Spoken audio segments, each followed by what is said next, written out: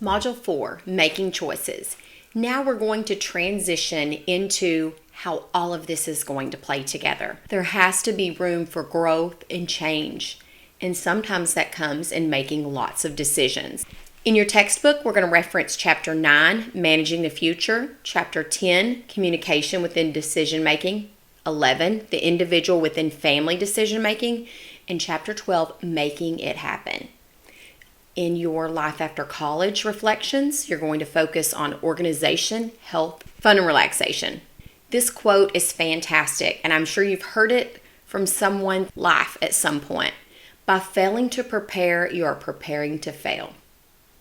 You've got to have a plan. You've got to prepare, no matter what.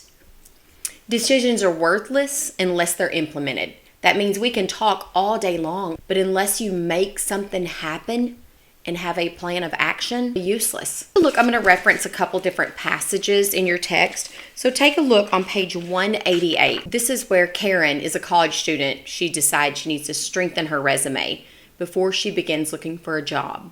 Her advisor meets with her, and they decide that increasing Karen's activities would help prepare her for social expectations in her field of marketing.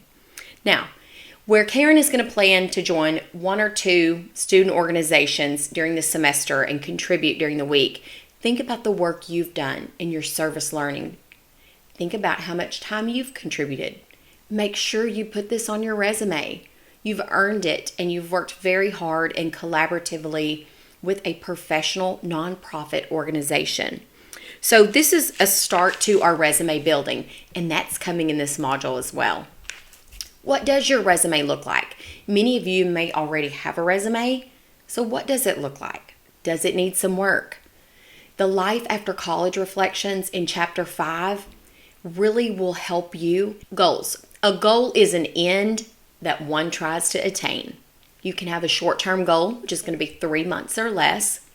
So let's say it would be I'm going to strategize with my advisor and select classes to build my spring schedule. That's your short-term goal. An intermediate goal would be 1 year or less, and that might be to study and maintain a 3.75 my senior year. You're in your senior year. And then a long-term goal or a long-range goal is going to be more than 1 year to complete. So think about college. Think about your Bachelor of Science. It's a good way to kind of outline short-term, intermediate, and long-term goals. Everyone is involved in the short-term planning process.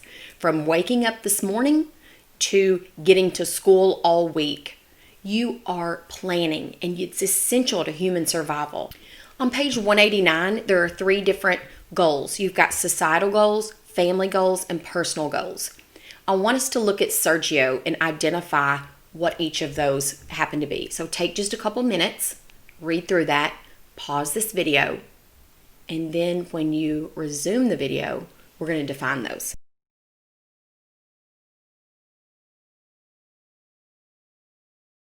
Okay, you're back. The first generation college graduate. This is Sergio's personal goal. When we move into family goals, think about his parents and his siblings and how they've sacrificed along the way.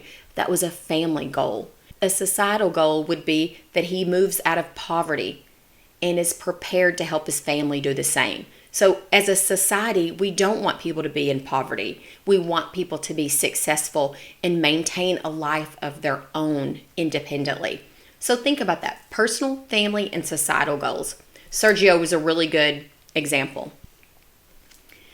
Objectives and standards. Objectives are a subset of goals, measurable benchmarks to gauge progress toward one specific goal. Part of the course, and I know we've talked about it maybe once before, but professional organizations. I can't stress or say it enough, the value and the importance of a professional organization in college, within a student unit, and once you are an emerging professional, how important it will be to connect and network and get research and collaborate with people across the globe. One of the interview questions I think I had mentioned may have been, what is the last book you read? So I threw up some of the last books that I've read recently. Chances are when you get into your professional realm, your boss, your colleagues, your associates, maybe your mentor, is going to recommend a book you read. See it all the time in business, education, and just everyday practice. So think about, what is the last book that you read? If you can't think of one, always go back to the Life After College. You're reading that. You're implementing the reflections in that book. How has that affected you? That will be something that you may be asking in an interview. Are you moving forward professionally? And how are you doing that? I was walking through the airport one day and I was like, oh, that sounds interesting. I grabbed this book, Measure What Matters.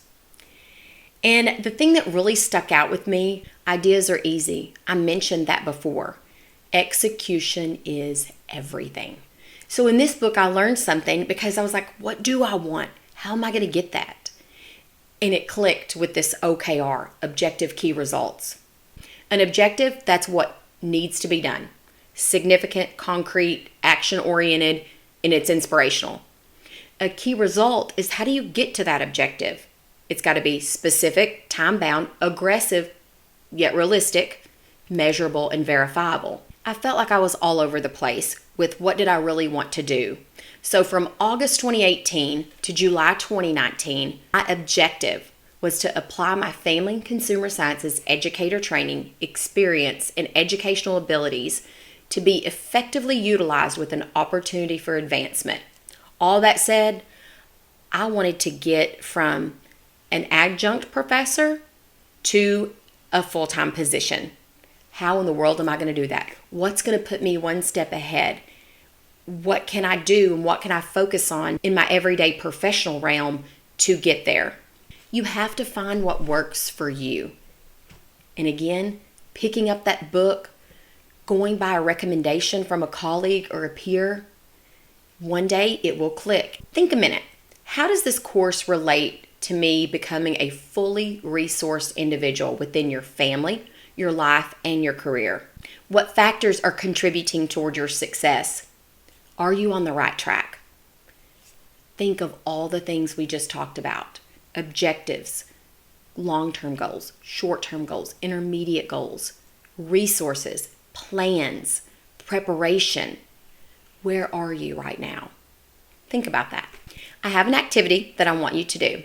So if you will click on the personal productivity, I'll put a link right here in the slide presentation. Print that out or put it on your iPad digitally. Read through all of the productivity strategies. Underline the ones you think that would benefit you.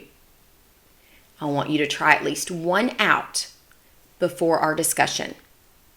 During our next module discussion, I want you to be able to share your experience with, I tried this out and this is how it worked for me within your group. One that I tried was the peak times. So I identified my peak cycle for productivity and I schedule my most important tasks during that time. Then throughout the day, I work on minor tasks. My most productive time is around 4 a.m. to 6 a.m. When everyone is still asleep, I can come in my office and not be disturbed. And I'm fully awake, I'm ready to go. I've had 2 cups of coffee. Then once I work for a couple hours, I can kind of take some time for myself, get my kids ready to go to school and get them out the door. Because once that 7:30, 8 a.m. hits, all these unexpected things seem to happen. So when I tried this peak time, nothing got in my way. I wasn't as distracted as normally I would have been. That's going to wrap the first video for Module 4. A couple of things I want you to take away from this video. Your resume and goals. I would like for you to take a few minutes to write out a SMART goal.